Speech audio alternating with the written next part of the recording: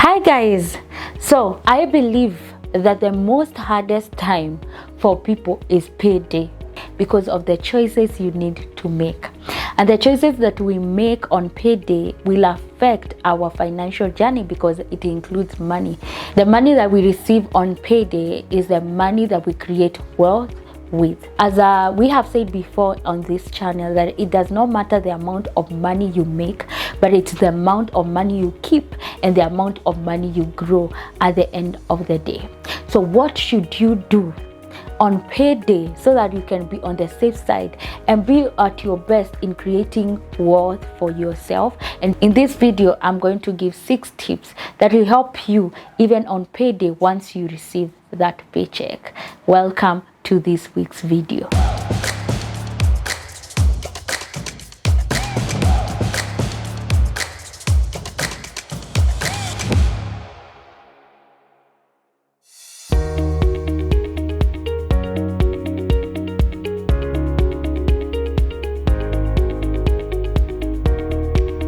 So the first thing that you need to do when you are paid your money, payday varies for different people. There are people who are paid at the end of the month. There are people who are paid twice a month. There are people who are paid weekly. So I'm talking to any person who you receive, or even an entrepreneur who has a regular income. So what should you do? The first thing that you should do is check the amount of your paycheck and verify whether it's correct. Sometimes we do not even check the amount that we receive. We do not even track the income, and we don't track our income, we don't track our investment, our savings.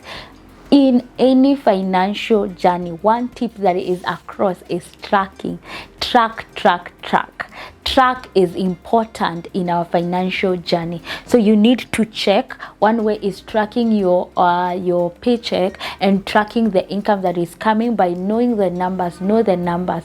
Probably the deductions that you receive or that you are accustomed to have changed. Maybe your income has gone higher because of the deductions have reduced, or your income has gone lower because the deductions have increased. So you need to check whether it's correct. You also need to note that probably you will have gotten a boost.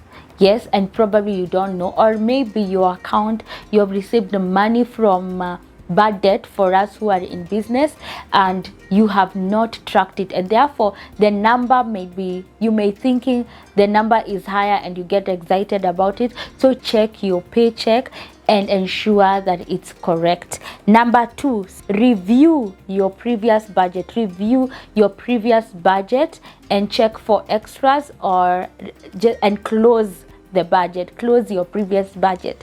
That's the correct word.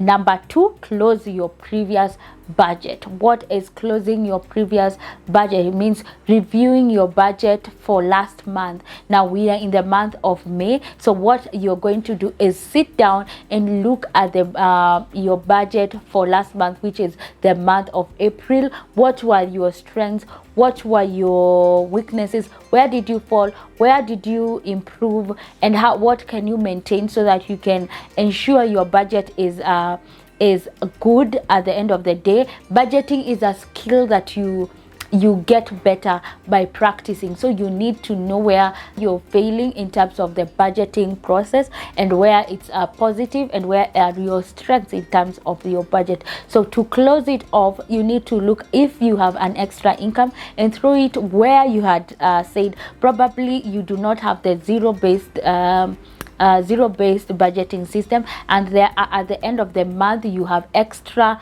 money from the budget, which means, for example, you had said you're going to travel somewhere and you didn't, so the money allocated there is still there. So you need to close it off by taking that money to the designated area that you had told yourself you will take. For example, probably you had said if there is excess of money, I will take it to my savings account or my emergency fund or my retirement fund. So where you had decided that you're going to put extras, please put it there. That means you close the budget for the last month. Number 3, plan and update your budget for the period. Plan and update. So you need to sit down and budget for May, if it's the month of May or August, the month that now you're starting. You need to sit and plan and update. If it's the same budget, update it with things probably you had left out. You need to look ahead your calendar. The budget for the last month may not be working for this month. Maybe there are a couple number of activities in your calendar that were not happening in the other month. You need to include it, or things that had already happened and you had budgeted for it, you need to exclude them. So plan and update your budget. Make it a habit to regularly update your budget, because you cannot run with the same budget from January to December. That cannot happen. So you need to update your budget. Number 4, transfer money to your savings and investment first. This is what we call pay yourself first. If you're a regular in this YouTube channel, you know how I insist on paying yourself first. Paying yourself first helps you in relieving the guilt of spending your money. So pay yourself first. What I mean by paying yourself first is transferring or automating your savings and investment account. So that means any amount that comes into your checking account or your salary account or your pay account goes first into your savings account and investments account before spending that money. So what you need to do is think of saving and investment as a bill that you need to pay first before any other bill. What I mean by that is there are bills that you know in a month you need to pay, and once your money comes into the account are the things that you pay the first, such as your rent. Yeah, so you imagine that your landlord will kick you out. So imagine also that your saving and investment account is as important as your rent. It even surpasses your rent. You can you imagine you're the one who works so hard for this money, but at the end of the day you don't even pay yourself. You even pay someone who did not work for that money. Your landlord did not work for that money. You're the one who worked for that money. So pay yourself first. Number 5, build up your emergency fund. So put your money in an emergency fund. So once the money has come in and you have paid yourself first by putting into your savings and in the investment, you can also build your emergency fund. Okay, more or less than not, emergency fund is also a type of savings account. This one does not have an order. You can either put your money in your emergency fund first, then ensure the other money goes to your saving and investment. Saving, probably your retirement fund, your small term goals and long term goals. So those are investments or savings accounts that you need to have, and then the investment account. So do not forget that emergency fund is important. Emergency fund is important. Emergency fund helps us to cover or cushions us. It will act as a buffer in times of emergencies. For example, you lose your job today. Where will you fall back? This is the account or the funds or the money that you fall back once an emergency arises. Yes, so you need to have that account and you need to build it. So it is recommended that you calculate your active living expenses for 3 months and then calculate that for 1 month and calculate it into 3 months. That is the amount that you will need for a starter emergency fund. But so that you can be at the safe side, you need to have 3 to 6 or even 12 or 9, but the recommended amount is 3 to 6 months worth of your living expenses. So what you need is to calculate your living expenses for 1 month and multiply it by 6. Then that's the amount that you need to have in your emergency fund. And an emergency fund is somewhere that you can access it quickly. It should be a liquid account, such as a money market fund or a high if you're banking, but if your bank interest rates beat that of inflation, then you can put it there, but I doubt it. So a money market fund is a very good place to build up your emergency fund.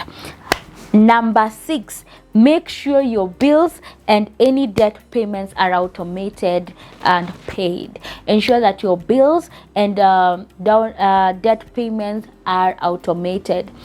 Bills, what I mean by bills are the living expenses, things that you cannot do without, the needs such as rent, your shelter, food, yeah, transport.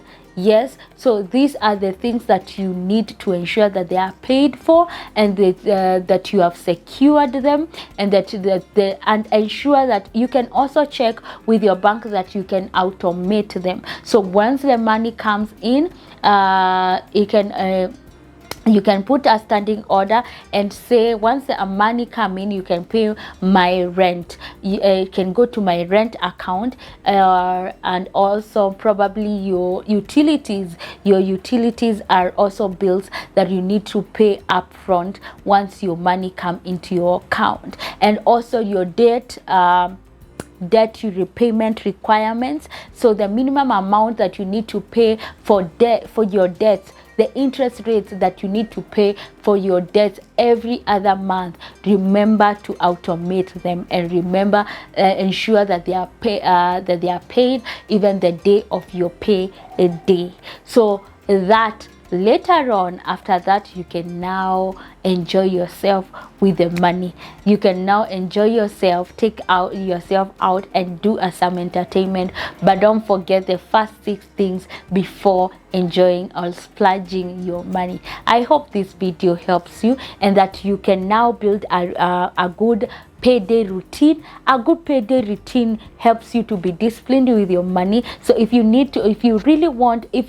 that you have been indisciplined with your money, when payday comes, you just feel there's some sort of way that clothes are now calling you, chicken is now calling you. So that is a payday routine that you can set aside, or you can come up with, or you can adopt, so that you can have discipline with your finances and excel in your financial journey. Thank you for listening to me, and thank you for being here. Don't forget to like this video. Don't forget to share this video with your family and friends, and don't forget to comment down below and tell me which payday tip I have forgotten, or also which one has excited you. So thank you so much, and also don't forget to subscribe to this video and putting on your notification bell so that you can know when I upload a video.